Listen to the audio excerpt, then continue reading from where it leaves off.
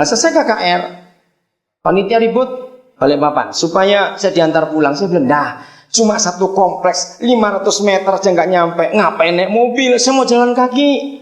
Wah nggak baik, masa kami ngundang? Yang nggak baik siapa? Saya bilang begitu. Lebih baik jalan, agak panjang umur daripada banyak duduk cepat mati. Oh dia tak ngerti juga. Maka itu olahraga yang paling sehat adalah jalan. Katakan amin. Saya suka jalan, saudara suka jalan. Itu sehat. Nah, lalu seorang panitia, baik, saya temani Pak Daniel. Boleh, karena saya tahu Roh Kudus berkata kuat. Kamu pulang jalan kaki. Ada orang kamu berkati malam ini. Terus sambil saya jalan ngomong-ngomong cerita, mata saya lihat kiri kanan. Papa, siapa yang saya mesti berkati malam ini? Sudah agak sepi, karena data jam 10. Di mana? Tiba-tiba mata saya lihat sebelah kiri, di emper satu ruko, ada pengemis tidur. Saya bilang pada panitia ini, mau berhenti sini atau menemani saya? Loh Pak Daniel mau kemana? Ada orang di situ. Kenapa orang itu? Dia bingung. Saya mau berkati dia. Oh iya, gimana caranya? Ayo itu ikut. Suara saya pelan-pelan, dia tidur nyenyak sekali karena dia berdengkur, suara dengkurannya kelihatan. Aduh, nggak enak kalau bangun kan. Saya ambil 50.000 rupiah. Di wajahnya yang menghadap ke dinding ruko, dia taruh botol aqua tapi yang botol besar. Nah, saya punya ide, saya mau angkat botol aqua itu pelan-pelan, lalu saya mau taruh uang itu di bawah. Saudara, sepelan-pelan saya, ternyata dia dengar. Dia kaget. Saya juga kaget. Udah bangun. Aduh. Maaf Pak, maaf. Saya bilang, Bapak, saya sudah ganggu Bapak tidur. Dia nggak bisa ngomong karena masih shock toh. Lihat kedua orang, bukan teman gelandangannya, pakaian bagus-bagus kok. Pak, maafkan. Pak, ini ada berkat untuk makan besok. Saudara kagetnya 2 kali. Lihat, 50.000 utuh. Bapak. Terus saya ngomong, boleh nggak Pak saya doa? Ini kan nggak bisa ngomong.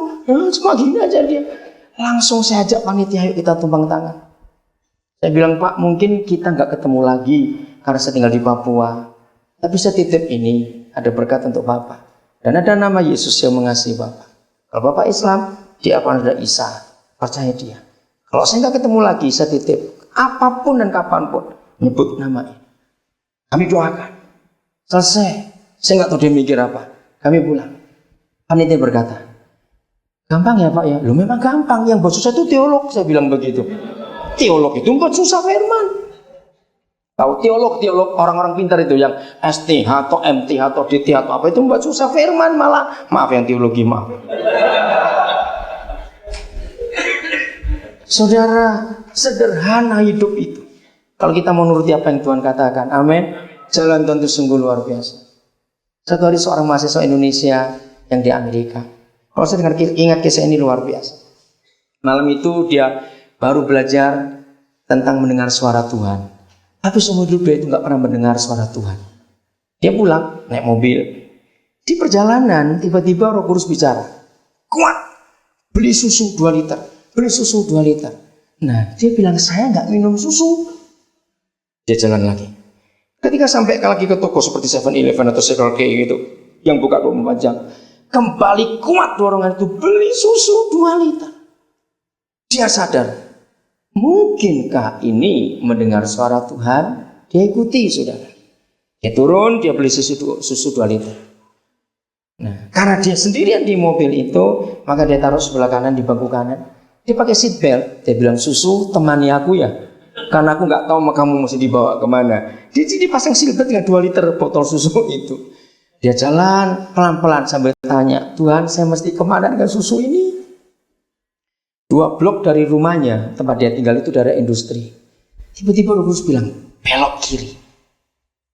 Saya tahu itu kantor semua Tuhan, pasti nggak ada rumah. Suara itu kuat, belok kiri. Dia belok, pelan-pelan. Dia lihat kiri kanan yang mana. Tutup di ujung depan sebelah kanan ada lampu masih menyala. Dia yakin itu dia. Dia turun tapi dia ragu-ragu. Nanti kalau orang tanya saya ngomong apa, dia nggak ngerti untuk apa. Ya udah, dia pencet bel. Ternyata orang Meksiko yang keluar. Dengan logat Meksiko dia tanya, kamu cari siapa? Ya dia nggak tahu cari siapa. Cuma susunya dikasih 2 liter ini, saudara.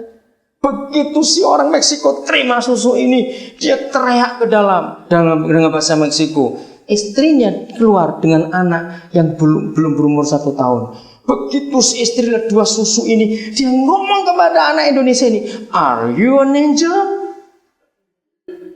Bayangkan, kamu malaikat?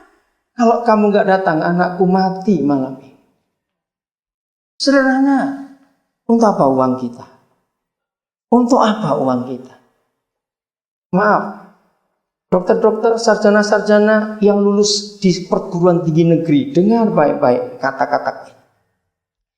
Kalau saudara pernah lulus gelar S1, ya rata-rata S1 waktu itu, entah dokter, entah insinyur, dokter Anda, saudara Anda, atau seorang S apa, tapi dari perguruan tinggi negeri, dengar. Kalau saudara tidak mengembalikan kepada rakyat, saudara berdosa di hadapan Tuhan. Kenapa? Karena semua orang yang kuliah di perguruan tinggi negeri, bayarnya murah, sebab yang bayar itu rakyat, saudara. Dengar baik-baik. Maka itu orang-orang kaya yang anaknya bisa sekolah perguruan tinggi negeri, saya akan tanya perguruan tinggi swasta berapa per semester. Loh, maksudmu keluarkan uangmu karena kamu bisa bayar untuk anakmu sekolah di swasta. Untuk siapa uang ini? Saya carikan orang-orang miskin yang pengen pintar. Nanti anakmu lulus, orang miskin juga lulus karena uang yang kamu pakai. Maka itu dengar, yang sekarang anaknya sekolah di tinggi negeri, bayarnya murah, sampai 2002 sudah. Dokter-dokter yang saya sekolahkan di tinggi negeri, 1 semester SPP cuma 300.000 yang di Unsrat, Samratulangi, Manado itu. Sampai 1 semester dokter, sekarang sudah lain harganya. Maka itu kalau dokter-dokter yang dari negeri tidak bertobat, lalu memperkaya diri sendiri, celakalah engkau dengan doktermu atau dengan kesarjanaanmu, dan gak ingat rakyat yang uang yang kau pakai untuk sekolah. Ngerti kata ini? Inilah kesalahan gereja. Yang terakhir, kalau kita dagang, pasti ngitung sumber modal. Betul nggak? Semua orang dagang pasti ngitung sumber modal. Entah itu uangnya papa, entah itu uangnya om, entah itu utang dulu ke bank atau bagaimana. Kan nanti setelah kita lulus yang kita perhitungkan, bukan? Itu memang ilmu ekonomi. Kita dagang, sewa rumah, sewa toko, hitung modal. Betul nggak? Untuk apa? Dihitung modal semua. Nah, ini kesalahan pengusaha-pengusaha Kristen. Mengapa modal Tuhan nggak pernah diperhitungkan? Betul nggak? Apa itu modal Tuhan? Dengar baik-baik malam ini. Kalau kita harus buat pabrik kimia, mengolah O2 menjadi CO2, itu berapa ratus juta. Nah, di dalam badan ini ada pabrik kimia yang hebat. Yang kita hirup itu O2. Begitu keluar langsung CO2, apa kamu nggak ngitung ini modal Tuhan? Betul nggak? Ini kejahatan. Ini baru O2 ke CO2. Lihat cara kerja saraf kita. Bisa mikirin anugerah loh saudara. Seekor virus yang nggak kelihatan mata nyelinap ke otak, miring-miring, kita sudah nggak tahu kemana. Kenapa nggak dihitung modal saraf ini? Lalu metabolisme tubuh kita, ginjal kita, fungsinya lambung kita, pankreas, paru-paru, jantung. Pernah nggak saudara hitung? Kalau Tuhan kita tanya jujur, sebetulnya Papa, untuk hidup kami seorang sehari, surga itu keluar berapa ratus juta? Pikirkan, bayangkan. Maaf kalau saya kata, untuk Papa kita buat kita kentut itu perlu duit berapa sehari? Kenapa kita nggak pernah ngitung modal ini? Semua kita makan sendiri, modal bank kita bayar, modal orang tua kita bayar, modal Tuhan nggak pernah kita kembalikan sepeser pun. Lalu apa yang saya buat? Saya banyak kenal para pengusaha. Begini cara kamu menggunakan modal Tuhan. Jangan bilang per bulan. Saya nggak pernah suka khotbah per bulan. Saudara cari kaset khotbah saya. Nggak pernah saya khotbah per bulan. 1 kali pun. Berapa pendeta paksa? Nggak. Per bulan hanya untuk orang pelit. Saya bilang begitu. Saking pelitnya Yahudi, dikasih batas minum 10%. Kalau nggak dikasih batas minum, nggak akan memberi orang Yahudi itu.